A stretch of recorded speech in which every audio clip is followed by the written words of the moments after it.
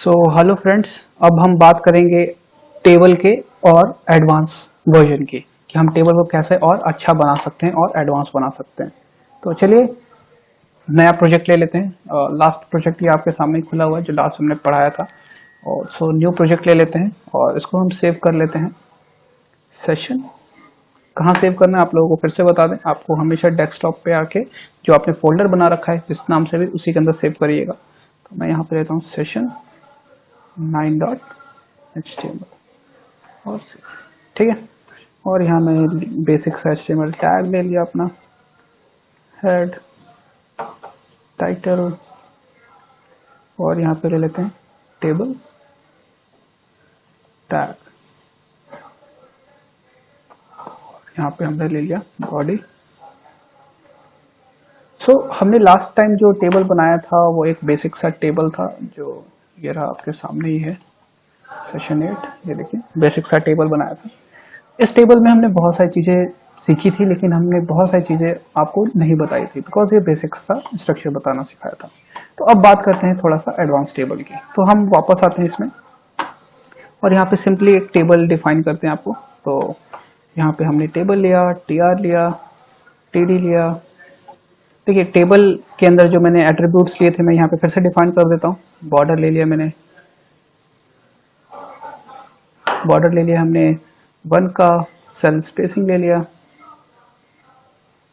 Is equals to 10। अगर आपको नहीं पता है ये क्या चीजें हैं तो लास्ट वीडियो जरूर देखिए, उसमें सब कुछ एक्सप्लेनेटरी मैनर में है और लिखवाया भी है हमने, तो उसको लिख लीजिएगा। पैडिंग ले लिया 10, अलाइन कर लेते हैं सेंटर में। उसके बाद बीजी कलर ले लेते हैं, लाइट ब्लू ले लेते हैं, ठीक है, लाइट ब्लू। और विड्थ ले लेते हैं टेबल की, विड्थ ले लेते हैं इक्वल्स टू 50%, ठीक है। तो अभी कोई भी डेटा है नहीं टेबल, तो टेबल ऐसे ही बन के आएगी, कुछ भी समझ में नहीं आया आपको। तो इसमें हम कुछ डेटा ले लेते हैं। तो यहाँ पे हम मान लेते हैं सीरियल नंबर ले लेते हैं, किसी बंदे का सीरियल नंबर ले लिया हमने। दूसरे टीडी में हमने ले लिया नेम, और तीसरे टीडी में हमने ले लिया ईमेल। तो इसको रन करा के देख लेते हैं क्या ये प्रॉपरली वर्क कर रहा है। तो हम सेशन 9 ले रहे हैं, देखिए टेबल बन के आ रहा है, ठीक है। बॉर्डर भी आ रहा है, अलाइनमेंट सेंटर भी है, कलर भी हो गया है change, cell spacing cell padding भी काम कर रहा है, ठीक है। सेल स्पेसिंग सेल पैडिंग भी काम कर रहा है, ओके। तो सब कुछ सही है। तो देखिए एक बार फिर से समझ लीजिए, टीआर जो होता है वो टेबल रो के लिए स्टैंड करता है, टीडी जो स्टैंड करता है टेबल डेटा के लिए करता है। अगर आपको थोड़ा सा और समझने के लिए, अगर आपको समझने में दिक्कत हो तो ऐसे बनाया करिए। टीआर डिफाइन करिए, उस टीआर के अंदर 3 टीडी मैंने बनाए हैं, यानी कि 3 कॉलम्स बनाए हैं। तो ये देखिए एक टीआर के अंदर ये एक टेबल रो है, उसके अंदर 3 कॉलम्स है, serial number, name and email, ठीक है। उसके बाद इस टीआर को यहीं पे क्लोज कर दिया।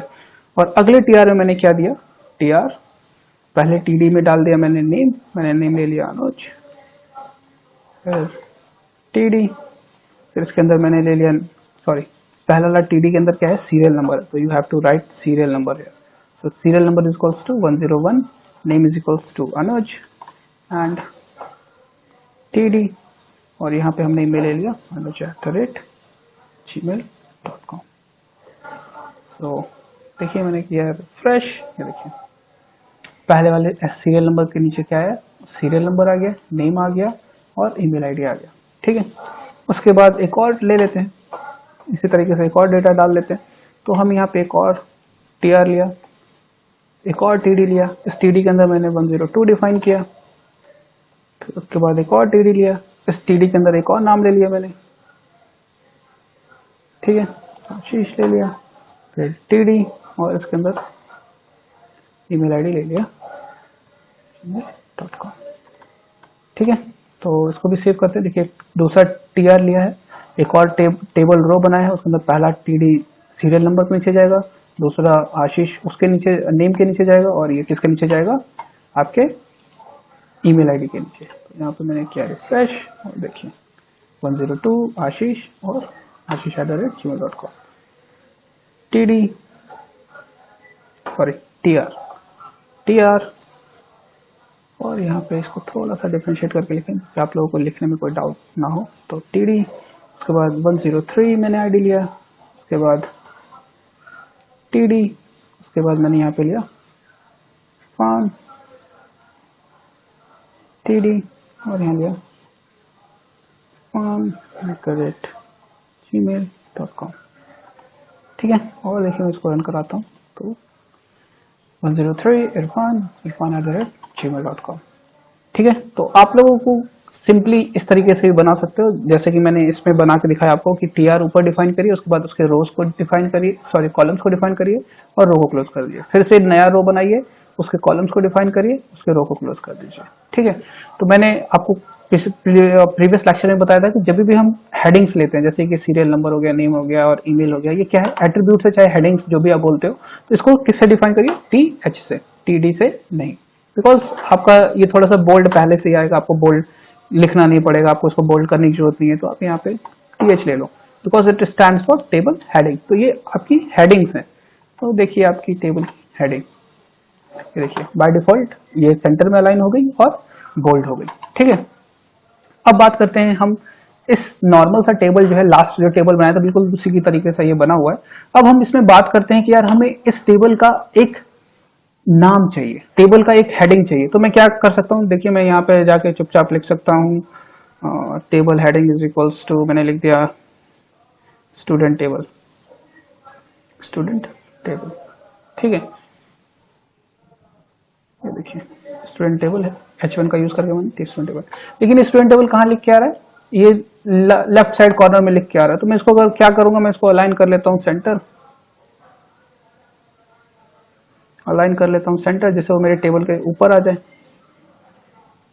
ठीक है, तो अब थोड़ा सा अच्छा भी लग रहा है।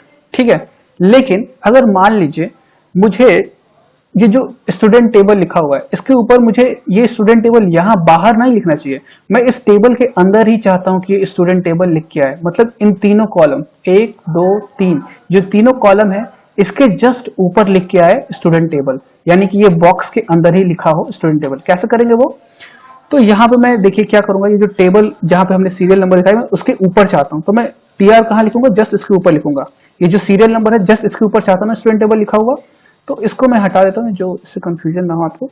तो इसको मैंने हटा दिया। मैं चाहता हूं कहां पे लिख के आए, ये जो सीरियल नंबर लिखा हुआ है, ये जो सीरियल नंबर लिखा हुआ है, नेम लिखा हुआ है, ईमेल लिखा हुआ है, जस्ट इसके ऊपर लिख के आए स्टूडेंट टेबल।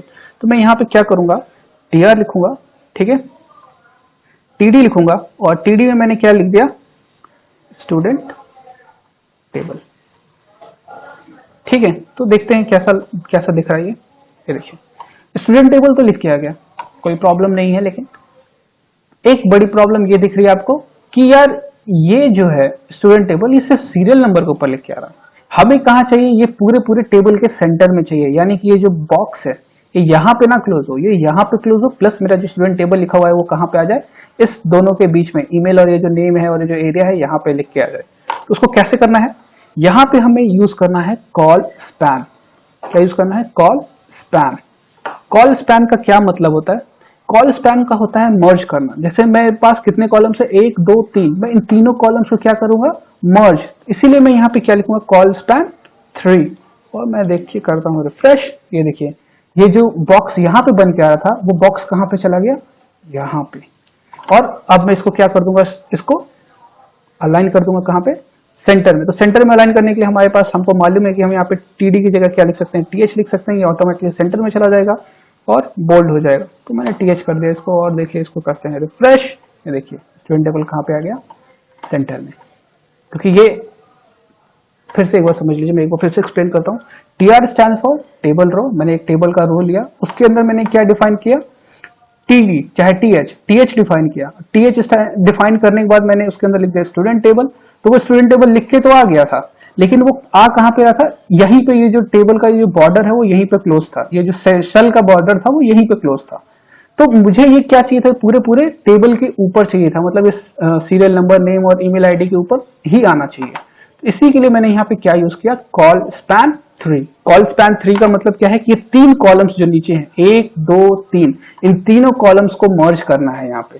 तो उसने क्या किया, पहला दूसरा और तीसरा तीनों कॉलम्स को मर्ज किया। तो यहाँ पे हमेशा याद रखिए आपको काउंट करने के नीचे कितने कॉलम्स आपको मर्ज करने हैं, कितने कॉलम्स उसके ऊपर चाहिए आपको, ये तो आपको तीनों कॉलम्स के ऊपर चाहिए था, इसलिए आपने क्या लिखा, कॉल स्पैन 3।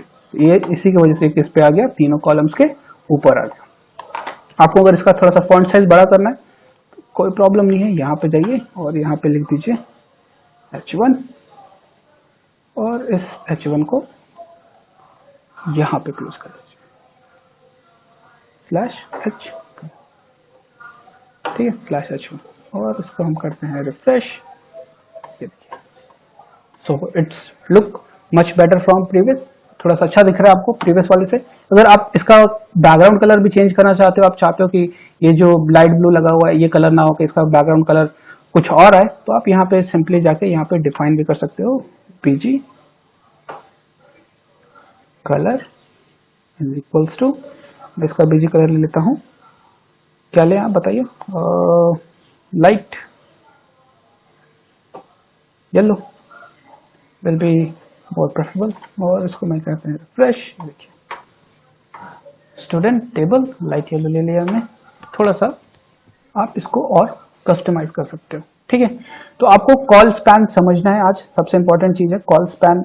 हमने किस लिए यूज करते हैं, मर्ज करने के लिए, दो सेल्स को मर्ज करने के लिए, ठीक है। तो हमने यहाँ पे कितने सेल्स को मर्ज करना था, 3 सेल्स को, 1 2 3, तो देखिए हमने यहाँ पे कॉल स्पैन 3 लिया होगा, ठीक है। तो मुझे लगता है आपको ये समझ में आ गया होगा। तो अब बात करते हैं अगली चीज की। तो एक और टेबल बना लेते हैं हम, इस टेबल को समझ लीजिए आप लोग, एक और टेबल बनाएंगे, चलिए हम उसको नेक्स्ट लेक्चर में कराएंगे। इस चीज को पहले यहाँ पे आप लोग समझ लीजिएगा कि कॉल स्पैन कैसे काम करता है और उसको कैसे यूज करना है, उसके बाद हम नेक्स्ट लेक्चर में समझेंगे रो स्पैन। तो एक एग्जांपल और करा देते हैं कॉल स्पैन का, आप लोगों को और थोड़ा अच्छे से समझ में आ जाएगा। तो इंटरनेट पे चलते हैं, देखते हैं कोई बढ़िया सा एग्जांपल अगर हमको मिल रहा है तो वही आपको करा देते हैं। तो यहाँ पे हम चलते हैं इंटरनेट पे, देखते हैं कॉल स्पैन का एग्जाम्पल, कॉल स्पैन एग्जाम्पल्स, और यहाँ पे चलते हैं इमेजेस में, देखते हैं कोई एग्जांपल सही सा छोटा सा एग्जांपल चाहिए, ज़्यादा बड़ा नहीं चाहिए, जैसे ये एग्जांपल है, ठीक है। पहले में नेम है, आपको ये दिख रहा है, जो सम है वो आपको करना, चाहे ये कर लीजिए चाहे ये कर लीजिए, बात एक ही है। तो हम इसको बना के दिखाते हैं आपको, ठीक है। तो यहाँ पे हम सिंपली गए, यहाँ पे हमने अपने सेशन को सेव किया, सेशन 9 second.html और HTML head टाइटल, और यहाँ पे ले लेते हैं टेबल टैग और बॉडी, यहाँ पे हमने डिफाइन किया table cell spacing equals to 10, cell padding is equals to 10, align center, BG colour yellow ले लेते हैं, ठीक है। उसके बाद बॉर्डर नहीं लिया हमने, बॉर्डर ले लेते हैं, बॉर्डर इज इक्वल्स टू 1, बस इतना ही है और कुछ नहीं डालना है, और टेबल को यहीं पे क्लोज कर लिया। सो पहला कॉलम आपको क्या दिख रहा है, पहला रो नेम और एक्सपेंस, तो पहला रो हम बनाएंगे टीआर बनाएंगे, ठीक है। सो पहला रो में पहली टीडी के अंदर क्या प्रेजेंट है, नेम, तो फर्स्ट टीडी बनाया हमने और लिखा नेम। उसके बाद सेकंड टीडी में क्या लिखा हुआ है, एक्सपेंस। देखिए पहली वाली रो के दूसरी टीडी में क्या लिखा हुआ है, एक्सपेंस, तो पहली वाली रो के दूसरी टीडी में क्या डाला हमने, एक्सपेंस, ठीक है। दूसरी टीडी में क्या डाला, एक्सपेंस। फिर दूसरा टीआर, बिकॉज ये रो यहीं पे खत्म हो गई थी, उसके बाद दूसरा टीआर, तो यहाँ पे हम टीडी, यहाँ पे हम नाम ले लेते हैं राजन, के बाद उसके अगली वाली टीडी में एक्सपेंस में लिखा हुआ है क्या, $10, तो हम यहाँ पे ले लेते हैं ₹100। उसके बाद एक और टीडी है, सॉरी एक और टीआर है, ये रो यहीं पे खत्म हो गई थी। उसके बाद दूसरे वाले में लिखा हुआ है प्रिया, तो यहाँ पे हम लेते हैं पूजा, और ये कहाँ पे होना चाहिए था, टीडी के अंदर, तो दूसरी वाली टीडी में क्या लिख दिया हमने, पूजा, कट किया यहाँ से और यहाँ पे लिख दिया हमने पूजा। और उसके बाद अगली वाली टीडी में इसका एक्सपेंस है, तो इसका एक्सपेंस लेते हैं 200 रुपीज, ठीक है। तो और लास्ट वाला जो है आपको क्या दिख रहा है, सम, जो भी सम है इसका सम लिखा हुआ है। तो यहाँ पे हमने किया TR TD और यहाँ पे हमने लिख दिया सम इज इक्वल्स टू 300, ठीक है। तो पहले इसको रन कराते हैं और आपको दिखाते हैं कि कैसा दिखता है।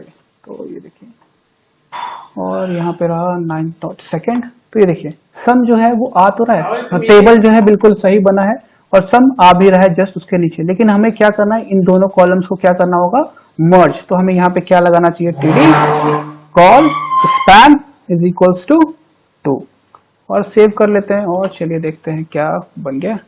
बिल्कुल देखिए कॉल स्पैन 2, कॉल स्पैन 2 ने क्या किया, ये दो कॉलम्स को मर्ज कर दिया और आपके टेबल को फिट कर दिया। देखने में अच्छा लग रहा है, बिल्कुल जैसा बना हुआ था। इसकी विड्थ थोड़ी सी दे दीजिए, बिकॉज विड्थ नहीं देने की वजह से थोड़ा ज्यादा कंप्रेस दिख रहा है।